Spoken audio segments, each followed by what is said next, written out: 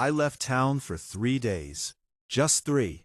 And when I came back, someone had poured a concrete foundation right across my only driveway. Like it had always belonged there. Like I didn't exist. Like my home at the end of that road was just some rumor in the woods. I remember sitting there in my truck, engine still running, staring at it, thinking maybe I took a wrong turn. Maybe I was on the wrong property. But no, those pine trees, that bend in the gravel, that old split-rail fence, leaning just a little too far to the left, that was mine, had been mine for over a decade. And sitting right in the middle of it, steel rods sticking up like ribs out of fresh concrete, was the beginning of someone else's garage. Now I'm not the kind of guy who startles easy. I moved out here on purpose. 8 acres tucked into the edge of a quiet county most folks only pass through on their way to somewhere else. No streetlights, no traffic noise, just wind through the trees and the occasional sound of a truck on the main road about 300 feet out. That driveway, it wasn't just a strip of gravel. It was the only way in or out, carved decades ago, long before I ever bought the place back in 2011. The previous owner told me it had been there since the early 80s, and when I had the land surveyed before closing, I made sure that entire stretch sat well within my property lines. I've maintained it ever since. Cleared branches after storms, filled potholes every spring, even had it graded one year after a bad winter tore it up pretty good. So yeah, when I say that driveway mattered, I mean it. Up until about 2 months before all this, nobody had ever questioned where my land ended. The lot next door had sat empty for years, just more trees blending into mine. No clear boundary unless you knew where to look. Then one day, a couple from out of state bought it. Caleb and Nora Whitaker came down from Boston, said they were tired of city noise, wanted something slower, quieter, something real. I think that's the word Nora used when she introduced herself. First time I met Caleb. I was out by the driveway, dragging a fallen branch off to the side after a storm rolled through the night before. He pulled up in this shiny SUV that looked like it had never seen dirt before. Rolled the window down, gave me a friendly enough smile, asked how long I'd been living out there, what the winters were like, if the road ever flooded. Just small talk, polite, curious, nothing unusual. I told him I'd been there over a decade, that the driveway held up fine if you took care of it. And he nodded like he was filing that information away for later. Looking back, I think he was, because about 7 weeks after that conversation, I came back from a fishing trip with a buddy of mine. Just a couple days upstate, no cell service, no interruptions. And I hit that bend in my driveway and saw concrete where there should have been open gravel. Not just a little bit either. This was a full foundation, squared off, framed, rebar sticking up in neat lines like someone had been planning it for a while. It stretched right across the path, blocking it completely. No way around unless you wanted to plow straight through trees and underbrush. I sat there for a long minute, just gripping the steering wheel, trying to make sense of it. And then I did what anyone would do. I reached for my phone and called Caleb. He picked up on the second ring, calm as ever, like I'd just called to chat about the weather. "Hey man," he said, easy casual. "I didn't bother with pleasantries. You got a structure sitting on my driveway." I told him, trying to keep my voice steady, "I can't get to my house." There was a pause. Not long, just enough to feel deliberate. "Oh yeah," he said, like he was remembering something minor. "We thought that section was part of our lot. Builder measured it from the road." I blinked. Actually blinked like maybe that would reset what I just heard. "No," I said, a little sharper now. "That's my land. I've got a survey that shows the entire driveway is inside my boundary." Another pause. This one colder. "Well," he replied, tone shifting just enough to notice. "Either way, we've already poured the foundation. You can still get through. Just drive around it through the trees for now." I let out a short laugh. Not because it was funny, but because I couldn't believe someone would say that out loud. Drive around it through the woods. "That's not a road, Caleb. It's your property, right?" he shot back, a little edge creeping in. "So, use it." That's when I felt it, that slow burn starting in my chest. The kind that doesn't explode right away, but sits there building pressure. "Listen," I said, more controlled than I felt. You need to stop construction and take that down. You're on my driveway. He didn't hesitate this time. We're not tearing anything down, he said flat. If you think there's an issue, take it up legally. And just like that, click. I sat there in my truck again. Same spot, same view, but everything felt different now. The quiet didn't feel peaceful anymore. It felt tense, like the land itself was holding its breath. I ended up parking near the road and walking the rest of the way in, cutting through the trees, branches snapping under my boots, brushing past thick patches of brush that had never been meant as a path. By the time I reached my cabin, my jeans were scratched up, and my patience was gone. That night, I pulled out the survey documents, spread them across my kitchen table, tracing the lines with my finger, like I needed to see it again to believe it. The boundary was clear, no overlap, no ambiguity. That driveway, every inch of it, was mine. Next morning, I called my attorney, Daniel Price. Good guy, local. Been handling property disputes around here longer than I'd even lived in the county. I told him everything.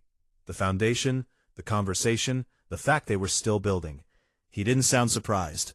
Not entirely.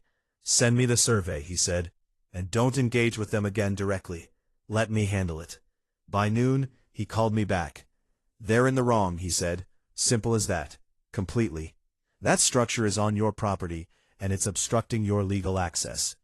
Give them a deadline to remove it. How long? I asked. 10 days, he replied. That's more than fair. Fair? Yeah, that word stuck with me, because as I stood there later that afternoon, looking out toward where my driveway disappeared behind that fresh slab of concrete, I had a feeling fairness wasn't something Caleb Whitaker was too concerned about, and I was about to find out just how far he was willing to push it. 10 days sounds like a long time, until you're the one stuck parking your truck by the road and hiking through your own land like a trespasser just to get home. Every morning I'd grab my coffee, step outside, and instead of hearing gravel under tires, I'd hear nothing. Just wind moving through the trees, and that low, constant reminder sitting out there, a slab of concrete that had no business being where it was. And what made it worse wasn't just that it was there, it was that it kept growing. By day 3, they'd started framing. I walked out there that afternoon, cutting through the same rough path I'd made, and sure enough, lumber stacked neatly, guys in work boots moving like everything was perfectly normal. Nail guns popping, voices carrying through the trees. One of them gave me a nod, like I was just another neighbor passing by. And for a second, I almost asked him, "You know you're building on someone else's driveway, right?" But I didn't. It wasn't his fight. Caleb's truck was parked off to the side, clean as ever, like it didn't belong in that dirt. He was standing there with a set of plans rolled under his arm, talking to the foreman, pointing at angles, dimensions, completely at ease. I walked straight up to him. "You got 10 days, I said, not raising my voice, just stating it. My attorney sent the notice. He didn't even look surprised, just glanced at me, then back at the structure. "Yeah, we got it," he said. "And you're still building?" That's when he finally turned, gave me that same smile I'd seen the first day, except now it felt thinner, like it didn't quite reach his eyes. "My lawyer says we're within our rights to continue until there's a court order," he replied. "So that's what we're doing." I stared at him for a second, trying to decide if he really believed that, or if he just didn't care. "You're building on land that isn't yours," I said. He shrugged. "That's what courts are for." There it was again, that same line, like everything could just be delayed, stretched out, turned into paperwork until it didn't matter anymore. Or, he added almost as an afterthought, "We can work something out. Maybe an easement. You let us keep the garage where it is. We compensate you." I let out a slow breath, shook my head. "You want me to give up my only access to my house so you can keep a garage?" "It wouldn't block you," he said quickly, like he'd rehearsed this. "We'd redesign the approach. Maybe curve your driveway around the structure. Make it nicer." Honestly, I actually laughed this time. A real one, short and sharp. "You mean you'd redesign my property after you built on it without permission?" His jaw tightened just a little. Look, we're trying to be reasonable here. No, I said, stepping closer, you're trying to make a mistake permanent. That smile disappeared completely. Well, he said, voice flattening out, then I guess we'll let the judge decide. And just like that, conversation over. I walked away before it turned into something worse, but my hands were clenched the whole way back, nails digging into my palms. It wasn't just the garage anymore. It was the attitude, the assumption that if you pushed hard enough, long enough, people would just give in. That night, I called Daniel again, told him they were still building. He sighed, not surprised, but not pleased either. All right, he said, then we move faster. The next morning, he filed for immediate injunctive relief, basically asking the court to step in and stop construction before it went any further. He explained it to me in plain terms. We're not just arguing about property lines anymore. He said, we're arguing about access. They're blocking your legal right to reach your home. Judges take that seriously. I hoped he was right, but the thing about legal processes, they move at their own pace. And, in the meantime, life keeps happening. And so did construction. By the end of the first week, the frame was up. By the second, they'd started on the roof trusses. It was surreal watching it take shape, like some kind of slow-motion invasion. Each board, another inch of ground taken. Each nail driven, a reminder that they weren't backing down. I started documenting everything. Photos, videos, timestamps. Daniel told me to keep records, said it would help in court. So every day I'd walk out there, stand at the edge of my own block driveway, and take pictures of something I shouldn't have been seeing in the first place. One afternoon I ran into Nora. She was standing a little off to the side, watching the crew work, arms folded, sunglasses on. She looked different up close, less polished than when I first met her, more tense. "Hey," she said when she noticed me, voice softer than Caleb's had ever been. "Hey," I replied. There was a pause, the kind where both people know exactly what's wrong but don't know how to start. "This is getting out of hand," she said finally, glancing toward the structure. I nodded. "Yeah, it is." She shifted her weight, looked back at me. "Caleb thinks the builder messed up the measurements. He says it's not entirely our fault." I studied her for a second. "And what do you think?" Another pause. I think she hesitated, then exhaled. "I think we should have double-checked before pouring concrete." That was the first honest thing I'd heard from either of them. "It's not too late," I said, not unkindly. "You can still fix it." She gave a small, tired smile. "You should try telling him that." I did. She nodded like she already knew how that conversation went. "Look," she added, lowering her voice a bit. "He's under a lot of pressure. We put a lot into this move, financially, emotionally. He doesn't want to feel like he made a mistake this big." I let that sit for a second, because I understood that. I really did.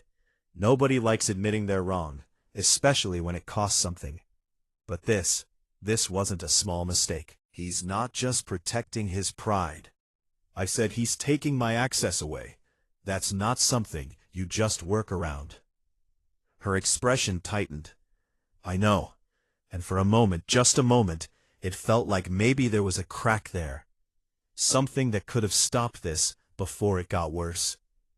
But cracks don't matter if no one's willing to widen them. A few days later, Daniel called me. "We've got a hearing," he said. "Judge assigned, date set. It's moving quicker than usual." When next week, I looked out toward the driveway again at the nearly completed structure. Walls up, roof halfway done, like they were racing the clock. "They're not slowing down," I said. "I didn't expect them to," Daniel replied, "but it won't help their case." The night before the hearing, I barely slept. Not because I doubted the survey or the law, but because I'd seen enough in life to know that being right doesn't always mean things go your way. Not immediately. Next morning, I put on a button-down I hadn't worn in years, drove into town, and met Daniel outside the courthouse. Small building, nothing fancy. But walking in, it felt heavier than it should have. Caleb was already there, standing with his attorney. Sharp suit, city energy, the kind of guy who probably builds by the minute. Nora stood beside him, quieter than usual. Caleb glanced at me as I walked in. No smile this time.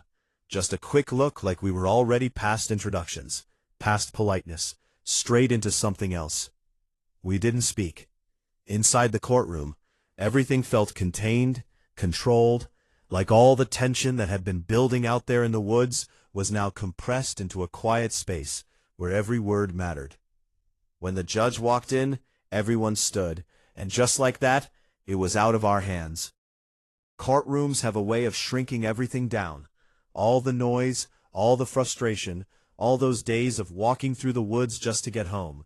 It all gets distilled into a few pieces of paper, a handful of photos, and whoever can explain it better in a quiet room. I remember sitting there, hands folded tighter than I realized, listening to Daniel lay it out, clean and simple. Survey lines, property boundaries, the history of the driveway, the fact that it was my only legal access point. No drama, no raised voice, just facts stacked on top of each other like bricks. Caleb's attorney went next, and I'll give him this, he was smooth. Talked about reasonable reliance on a contractor's measurements, about good faith construction, about how tearing down a nearly completed structure would cause undue financial hardship. He even floated the idea again right there in court of negotiating an easement, like this was all just a misunderstanding that could be solved with a handshake and a check. I kept my eyes on the judge. Judge Halverson, older guy, didn't say much while they were talking, just listened, flipping through the documents, pausing every now and then at the survey. When he finally spoke, it wasn't loud, but it didn't need to be. The survey is clear, he said. Matter of fact, the structure in question is entirely on the plaintiff's property. You could feel the room shift just slightly. He looked over at Caleb's side, and more importantly, it obstructs the plaintiff's sole access to his residence. No one interrupted. Then, he set the papers down, folded his hands, and delivered the part that stuck with me. You had an obligation to verify your boundaries before construction began, he said, steady and direct. Relying solely on a contractor's measurement does not absolve you of that responsibility. Caleb shifted beside his attorney. Just a small movement, but it said everything. The judge continued, "You are hereby ordered to remove the structure in its entirety within 14 days. Failure to comply will authorize the plaintiff to arrange for its removal with all associated costs to be borne by the defendants." 14 days. That number landed heavy, not just because of what it meant, but because of how simple it sounded after everything that had happened. The gavel came down, and just like that, it was over. Or at least it should have been. Outside the courtroom, Caleb finally spoke to me. "This isn't over," he said, low enough that it didn't carry, but sharp enough that it didn't need to. I held his gaze for a second. "It could be," I replied. "You've got 14 days. He let out a breath through his nose, almost a laugh, but not quite. "We'll see." Nora didn't say anything. She just looked at me, and there was something different there now, something closer to resignation than defiance. The first few days after the ruling, nothing happened. No crews, no equipment. The structure just sat there, quiet, like it was waiting to see who would make the next move. I kept expecting to wake up and hear the sound of demolition, the grind of machinery breaking it down piece by piece. But day 5 passed, then day 7, then 10, and still nothing. I called Daniel. "They're not doing anything," I said. "I figured they might try to run the clock," he replied, "but the order is clear. Once those 14 days are up, you have the right to act." Day 14 came and went. The garage was still standing, walls finished, roof mostly done, looking less like a mistake and more like something permanent. Like they were betting I wouldn't follow through. That was their second mistake. Day 15. I woke up early, earlier than usual. The kind of early where the air still feels cold and everything's quiet, in that heavy way just before sunrise. I made coffee. Didn't drink much of it. Just stood there for a minute, staring out toward the driveway. Then I grabbed my keys. Tony Ramirez had been doing demolition work in this county longer than I'd lived there. Solid guy, no nonsense, knew the land, knew the laws, and more importantly, knew how to do a job clean. I'd already spoken to him the day before, gave him a copy of the court order, walked him through the situation. "You sure you want to go through with this?" he'd asked me, not doubting, just making sure. "Yeah," I told him I am. So when I pulled up near the road that morning, Tony and his crew were already there. Excavator on the trailer, a couple of guys checking equipment, sipping coffee out of thermoses. Daniel showed up too. Said he wanted everything documented properly, just in case. We notified the sheriff ahead of time, not because we needed permission, but because it kept things clean. Last thing I wanted was this turning into something it didn't need to be. By the time the sun started coming up through the trees, we were moving. The excavator rolled off the trailer with that heavy metallic clank, tracks biting into the dirt, engine rumbling low. Tony climbed up into the cab like it was just another day at work. And in a way, for him, it was. For me, it wasn't. We made our way down what used to be my driveway, or at least the part that wasn't blocked. And then there it was again. The garage, standing quiet, solid, like it still believed it belonged there. Tony looked at me from the cab, gave a small nod. "You good?" he called out. I took a breath, long, steady, then nodded back. "Yeah, do it." The first hit wasn't dramatic, not like in movies. It was controlled. The bucket came down against one of the walls, a dull, heavy impact, wood cracking under pressure. Then another and another, until the structure started to give. Once it started, it didn't take long. Walls folded inward. Roof trusses snapped and collapsed, nails screeching as they tore free. The sound echoed through the trees, louder than anything that had been out there in years. A kind of mechanical thunder that didn't stop. Concrete was the hardest part, but even that, under the weight of the machine, eventually broke.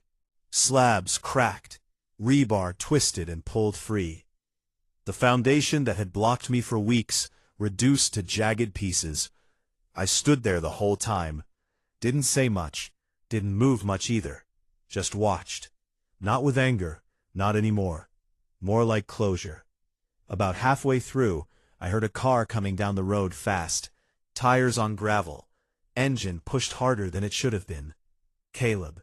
He jumped out before the car had fully stopped, eyes wide, taking in the scene like he couldn't quite process it. "What the hell are you doing?" he shouted, voice breaking through the noise of the machinery. Tony paused just for a second, looking at me. I stepped forward. "You had 14 days, I said, calm, steady. "This is destruction of property." Caleb shot back, face flushed.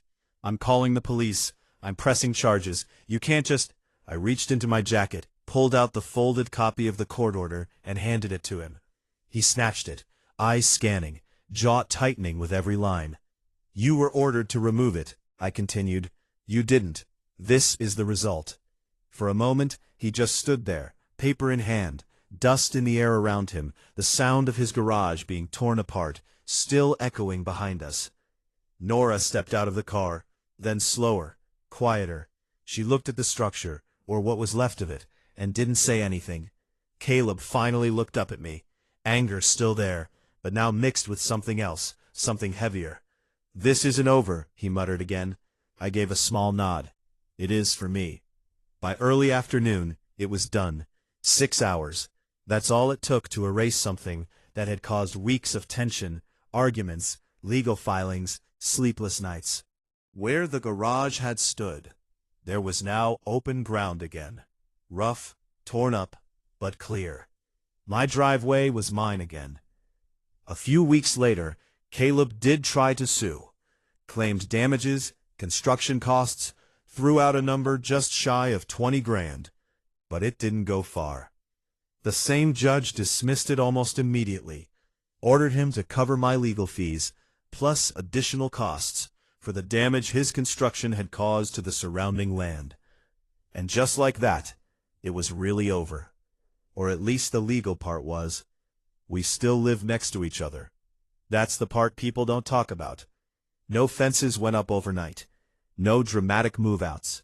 Just distance, quiet, The kind of silence that isn't peaceful anymore. Just careful. Sometimes I see them out there working on their actual property, staying well within their lines now. We don't wave, we don't talk, and honestly, I'm not sure what I would say if we did. Because here's the thing. I was right. Legally, completely right. But every time I drive down that cleared path now, tires crunching over fresh gravel where concrete used to be, I can't help but wonder where the line really is between standing your ground and letting something go before it turns into all of this.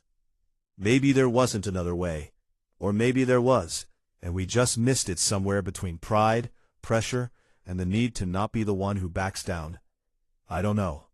What I do know is this: boundaries matter.